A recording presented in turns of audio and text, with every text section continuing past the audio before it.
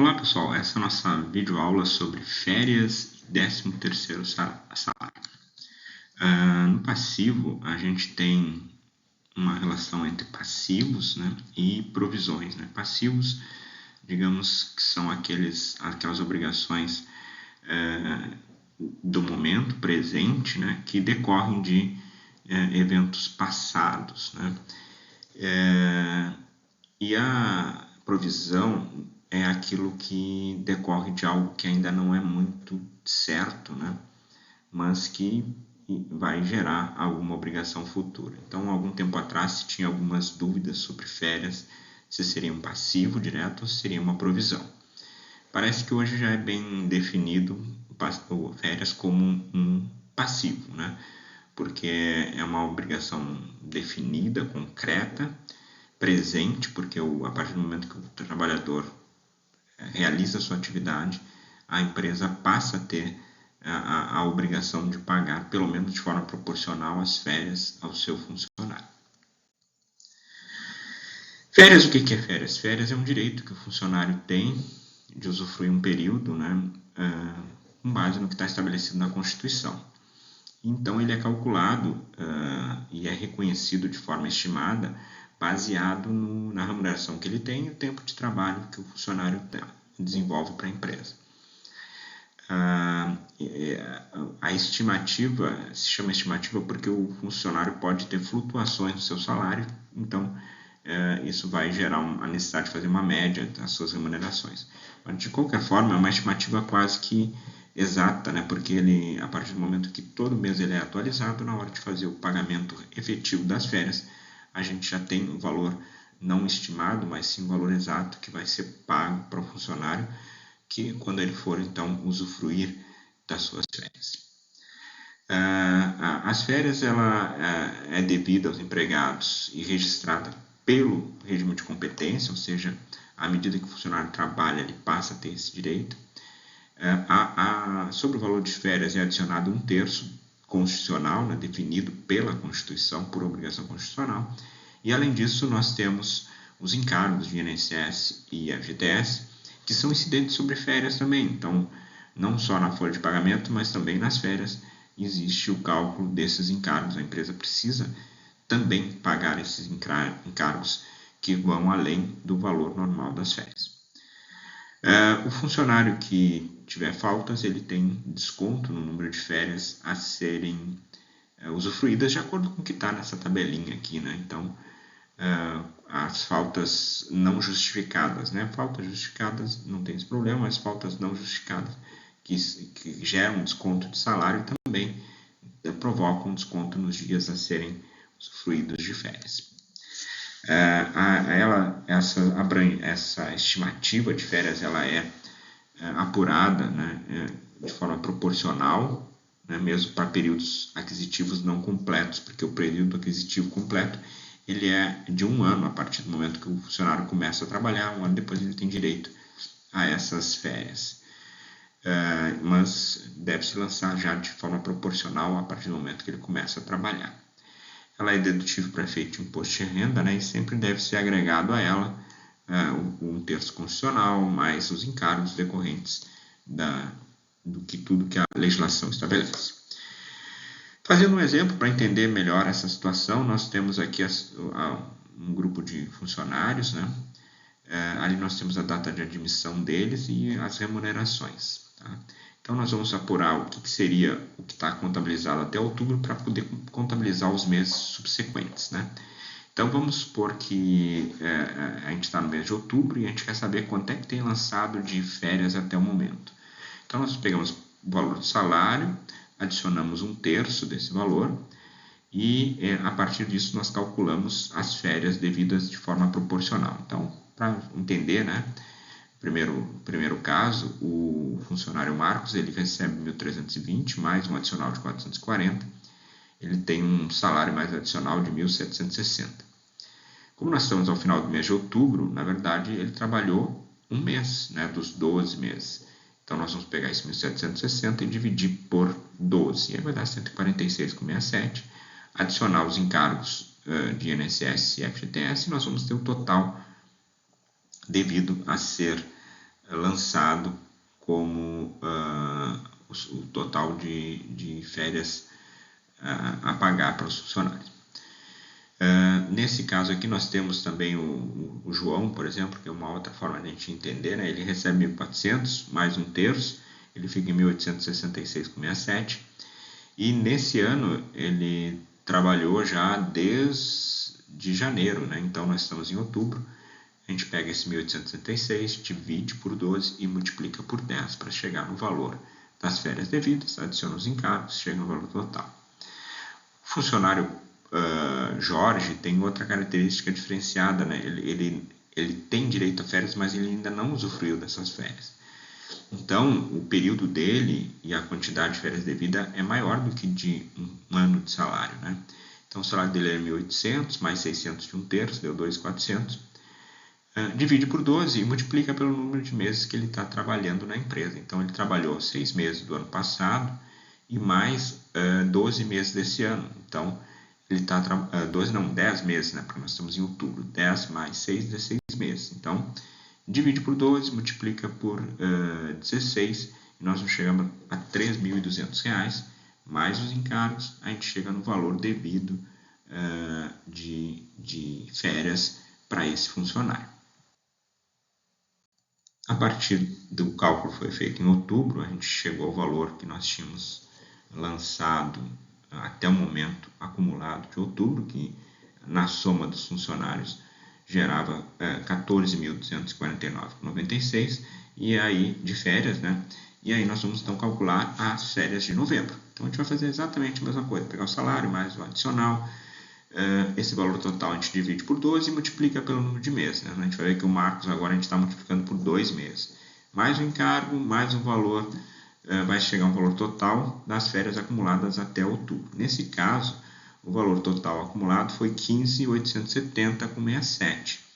Como a gente tinha lançado até o mês passado 14.249,96, a diferença entre esses valores é o valor que vai aparecer agora na sequência aqui, ó, 1.620,71, que é o valor das férias desse mês. Então, como é que a gente lança? A gente debita a despesa de férias e encargos na conta de resultado.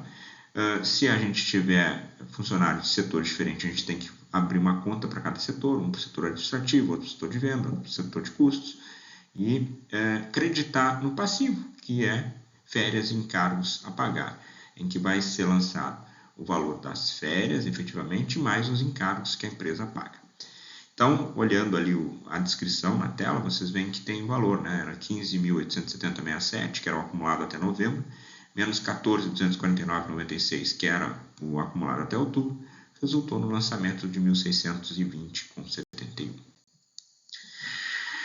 E aí, em dezembro, acontece o quê? O funcionário que tinha direito a tirar férias, ele tira férias. Então, ele vai usufruir desse direito de tirar as férias. Então, o que nós temos que fazer?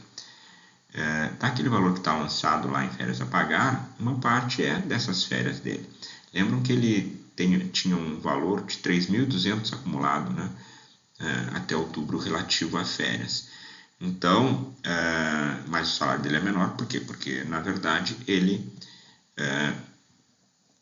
tem mais do que um período de um ano de férias, né? Então, nesse caso, a gente vai fazer o cálculo só de um ano, que é o período que ele tinha direito a receber quando ele vai tirar as férias. Então, o que ele vai receber? Ele vai receber o valor do salário normal do mês, né, adicionado de um terço, né?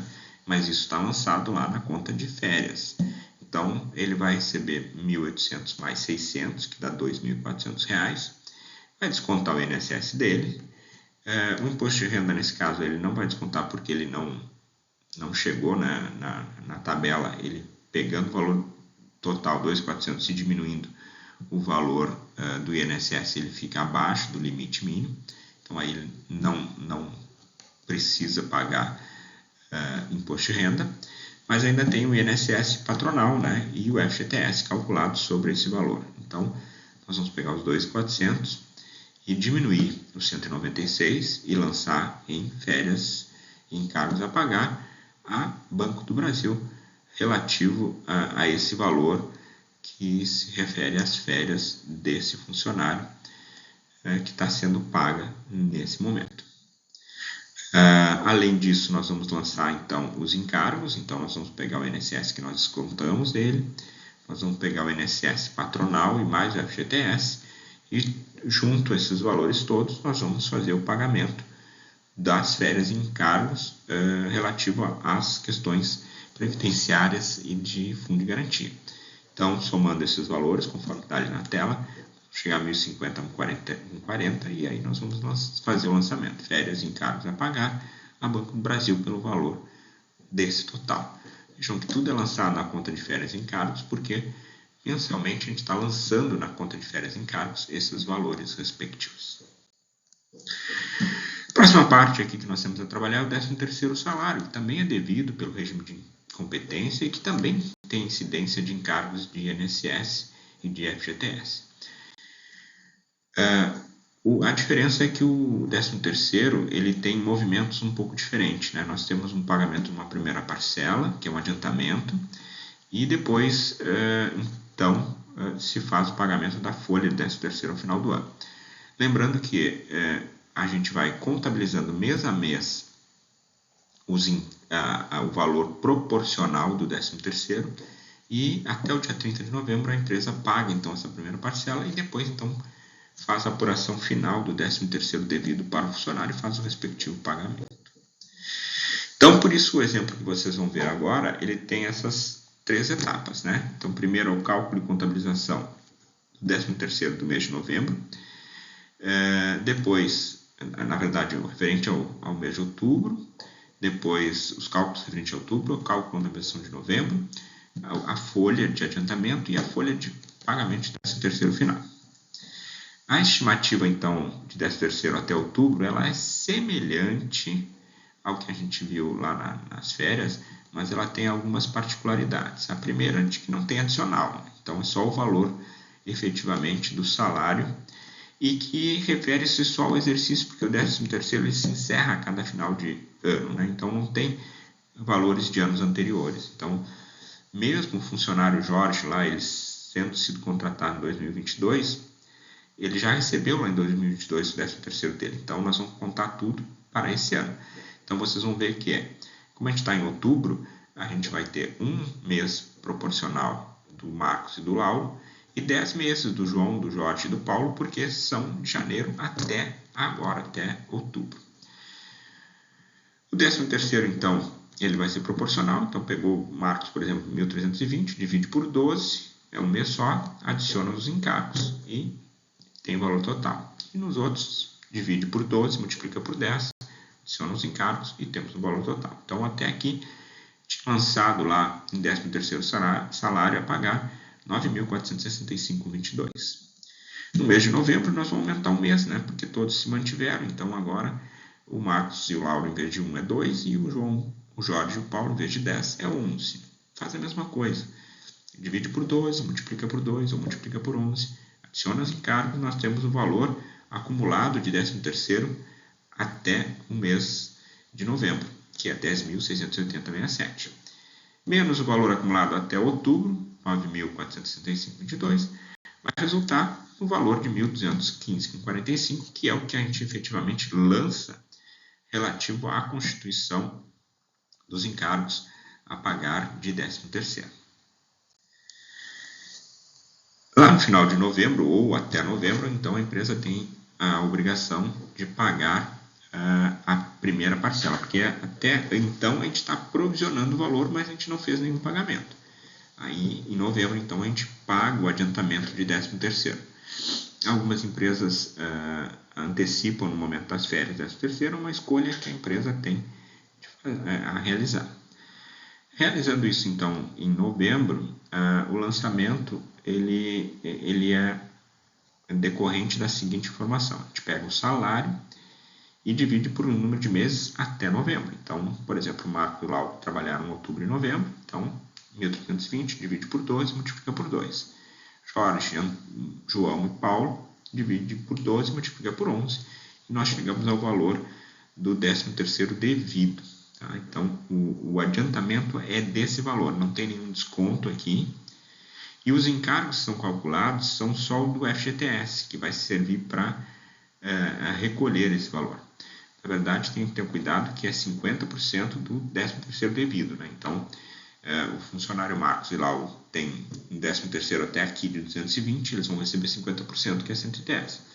E o João, Jorge e Paulo, né, tem respectivamente 1.233, 1.650, 491. Eles recebem 50% e a empresa ainda recolhe esses 8% de FTS sobre os 50%, sobre essa metade.